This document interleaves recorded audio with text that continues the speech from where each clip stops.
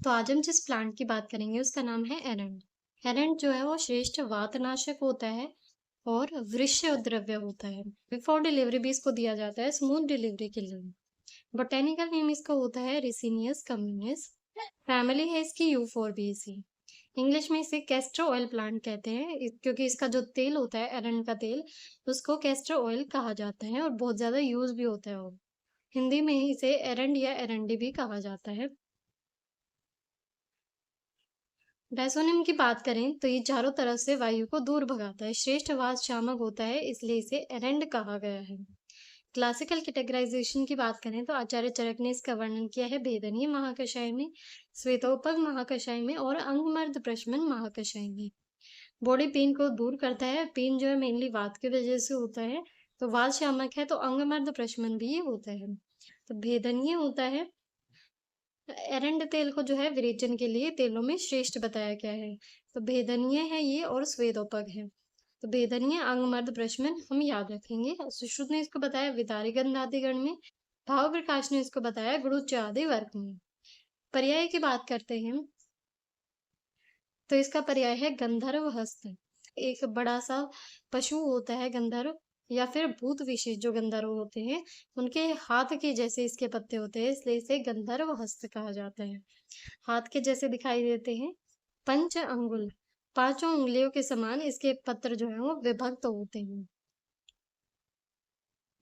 इसके लीव्स जो है वो पाल्मेटली कंपाउंड होते हैं। पांच उंगलियों की तरह एक हाथ की तरह दिखाई देते हैं इसलिए इसका नाम क्या है पंच अंगुल है। वर्धमान क्योंकि शीघ्र बढ़ता है। उत्तान पत्रक क्योंकि इसके पत्र जो है वो उत्तान यानी कि फैले हुए होते हैं। व्याघ्र पुच्छ, इसकी जो पुष्प मंजरी आती है इन्फ्लोरेसेंस जो है वो व्याघ्र की पूंछ के जैसे होती है यानी कि रेडिश और येलोइश उसमें शेड रहती हैं। रेडिश येलोइश शेड जैसे कि बाघ की पूंछ होती है उस टाइप से इसकी पुष्प मंजरी रहती है। और रुबुक इसको कहा गया है क्योंकि अधिक प्रकोपित वायु को भी शांत करता है।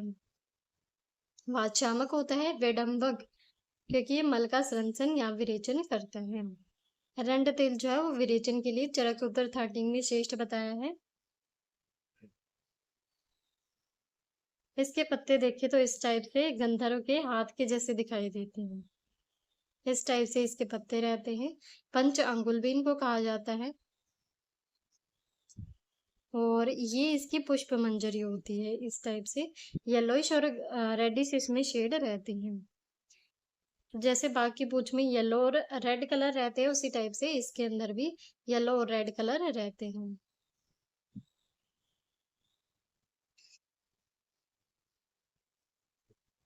नेक्स्ट है इसके भेद जाति या फिर वेराइटीज। भाव प्रकाश निघंटू ने, धन्वंतरी निघंटू और कैदेव निघंटू ने इसकी दो वेराइटीज बताई हैं, श्वेत और रेडिश कलर के भी इसके जो लीव्स हैं वो रहते हैं। राज निघंटू ने 3 वेराइटीज बताई हैं, श्वेत, रक्त और स्थूल। एक्सटर्नल मॉर्फोलॉजी की बात करें तो एक फास्ट ग्रोइंग टॉल श्रब होती है, एवरग्रीन होती है, हमेशा हरी भरी रहती है और सॉफ्ट वुडेड रहती है। तो एरंड जो है वो टॉल श्रब है। ट्री नहीं होता है, हर्ब नहीं होती, श्रब होती है। ऑल ओवर इंडिया ये ग्रो करता है। लीव जो है इसके ऑल्टरनेट रहते हैं और पाल्मेटली कंपाउंड लीव्स रहते हैं। जैसे कि पाम यानी कि हाथ होता है इस तरीके से फैले हुए जैसे हमने अभी देखे, रेडिश ग्रीन इनका कलर रहता है। फ्लावर जो है वो टर्मिनल रेजिन में लगते हैं। टर्मिनल पॉइंट्स पर इसके फ्लावर्स अटैच्ड होते हैं ग्रुप में। और इसके फ्लावर्स मेल फ्लावर्स और फीमेल फ्लावर्स दोनों ही एक ही प्लांट पर होते हैं। तो मेल फ्लावर जो है वो येलोइश कलर के होते हैं और वो बेस पर प्रेजेंट होते हैं जैसा हमने अभी देखा था। फीमेल फ्लावर जो है वो रेडिश कलर के होंगे और जो पुष्प मंजरी होती है, स्पाइक होती है, उसके अपर पार्ट्स पर प्रेजेंट होते हैं। फ्रूट जो है इसका वो ग्लोबसली ओब्लोंग होता है। ग्लोबस यानी कि इस तरीके से गोल गोल होता है, कैप्सूल फ्रूट होता है और इसके ऊपर जो है स्पाइन्स प्रेजेंट रहते हैं इस टाइप से। ग्रीन ग्रीन कलर के स्पाइन्स रहते हैं और वो फ्लेक्सिबल होते हैं, चुभने वाले कांटे नहीं होते, सॉफ्ट फ्लेक्सिबल स्पाइन्स इसके अंदर रहते हैं। सीड्स जो हैं वो स्मूथ और ऑब्लोंग रहते हैं। इसके पार्ट्स में इसकी मूल यूज की जाती है, इसके पत्र भी यूज होते हैं, बीज भी यूज होता है और एरंड का तेल जनरली यूज होता है। तो बीज और तेल इसके ज्यादातर यूज किए जाते हैं। तो इस तरीके से एरंड जो है वो एक टॉल श्रब होती है। इस टाइप से इसके लीव्स रहते हैं पाल्मेटली कंपाउंड और ऑल्टरनेटली अटैच्ड होते हैं। और रेडिश ग्रीन इनका कलर होता है, इस तरीके से रेडिश भी हो सकते हैं और ये साइड में जैसे ग्रीन दिख रहे हैं इस तरीके से रेडिश ग्रीन कलर इनका रहता है। इसकी जो पुष्प मंजरी होती है टर्मिनल रेजिन में लगी हुई होती है, जैसे कि यहाँ पर दिख रहे हैं टर्मिनल पॉइंट्स पर ये लगी हुई है। पुष्प मंजरी के अंदर जो मेल फ्लावर्स हैं वो येलो कलर के होते हैं और इस तरीके से बेस पर प्रेजेंट होते हैं। जो फीमेल फ्लावर्स होते हैं वो रेडिश कलर के हैं और टॉप पर प्रेजेंट है। तो ये इसकी पुष्प मंजरी है। सीड्स जो हैं इसके स्मूथ रहते हैं और ओब्लोंग रहते हैं। तो एरंड के जो बीज हैं उनको 100% याद रखेंगे। वाइवा में बहुत पूछे जाते हैं, स्पॉटिंग में पूछे जाते हैं। इस तरीके से चितकबरे से रहते हैं, इनके ऊपर ऐसे डॉट डॉट सी प्रेजेंट रहती हैं। हाँ, फ्रूट जो है इस तरीके से इसके ग्लोबस होते हैं, ऐसे गोल गोल होते हैं, ग्लोबसली ओब्लोंग भी हो सकते हैं, इस तरीके से गोल गोल ही नहीं ऐसे लंबे भी हो सकते हैं। और सॉफ्ट और फ्लेक्सिबल स्पाइन से ये कवर होते हैं। इस तरीके से इसको काटते हैं तो इसके बीच में से ये जैसे होल हो रखे हैं, यहाँ से ये बीज निकलते हैं एरंड के। तो ये इसके एक्सटर्नल मॉर्फोलॉजी हो गई।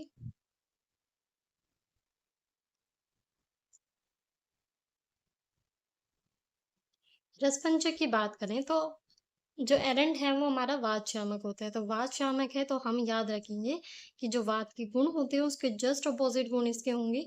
रस में जो है मधुर होता है, विपाक में भी मधुर होगा। वीर्य इसका जो है वो उष्ण रहेगा। वात जो है वो शीत होता है तो इसका वीर्य उष्ण है। तो ये हम थोड़ा सा ध्यान रखने की जरूरत है कि मधुर रस के साथ यहाँ पर उष्ण वीर्य है, शीत वीर्य नहीं है, उष्ण वीर्य है। गुण में जो है ये स्निग्ध होता है, क्योंकि वात रुक्ष है, स्निग्ध होगा ये, तीक्ष्ण होता है और सूक्ष्म होता है। सूक्ष्म से सूक्ष्म स्रोतों में पहुंचकर वात का नाश करता है। कर्म की बात करें तो मुख्यतः वेदना स्थापन होता है, क्योंकि वात नाशक है, वेदन करता है। विरेचन के लिए इसको शेष बताया और वृक्ष होता है। एरंड मूलम तो वृक्ष वातहरा नाम कि जो एरंड की मूल होती है उसे वृक्ष और वातहर बताया गया है। अन्य कर्म में ये आम वातहर होता है, जो भी वातिक डिजीज है वो यहाँ पर रहेंगी, उन सभी का नाश करता है ये। आम वातहर है, शोधहर है, बल्य बल प्रोवाइड करेगा, ये मधुर रस है, कृमिक न होता है। और हृदय के है, मेद्य है, मेधा शक्ति के लिए अच्छा है और दीपन पाचन करता है, क्योंकि उष्णवीर्य है। वृश्य है तो शुक्र का शोधन करेगा, गर्भाशय का शोधन करता है। इसी वजह से बिफोर डिलीवरी भी इसको देते हैं। स्वेदोपक महाकषाय में बताया था तो स्वेदोपक भी होता है। दोष कर्म मुख्यतः वात का शमन करता है, वात के साथ साथ कफ का भी शमन ये करता है। फार्माकोलॉजिकल एक्शंस की बात करें तो ये एक अच्छा लेक्सेटिव होता है, एंटी इंफ्लेमेटरी है, एनाल्जेसिक है और एंटी माइक्रोबियल होता है। तो बहुत अच्छा लेक्सेटिव है, इसको ध्यान में रखेंगे, और एनाल्जेसिक है। फाइटो कंस्टिट्यूएंट्स की बात करें तो इसके अंदर स्टेबल ऑयल्स रहते हैं 37 से 61% तक के अमाउंट में। तो कितने ऑयल्स हैं इसके अंदर? स्टेबल ऑयल हैं 37 से 61%। इसको जरूर से याद रखेंगे। रंड के अंदर जो है तेल कितने अमाउंट में प्रेजेंट रहते हैं? राइसिन इसके अंदर प्रेजेंट रहता है, मेन कंस्टिट्यूएंट है इसका, जो कि पॉइजनस होता है। इसके बीज के अंदर ये मिलता है जनरली, और इसी वजह से हम एरंड के बीज जो है वो शोधन करके यूज करते हैं। इसके अलावा यूरिक एसिड यहाँ पर रहता है, एमाइलेज रहता है, एल्ब्यूमिन रहेंगे, gallic acid, lysine, leucine, isoleucine और रिसिनिन इसके अंदर, राइसिन और रिसिनिन, और ये कुछ एमिनो एसिड्स इसमें रहते हैं। रोगाग्निता या थेरेपेटिक इंडिकेशंस की बात करें तो वातज रोग जितने भी होंगे, वात रक्त है, आम वात है, इसमें इसको यूज किया जाएगा। मल अवरोध में यूज करते हैं क्योंकि ये स्रंसन करवाने वाला है। हर्ष में इसको यूज किया जाता है और वातिक श्लेपद में इसको यूज करते हैं, जो वात की वजह से एलिफेंटियासिस होता है वहां पर इसको यूज किया जा सकता है।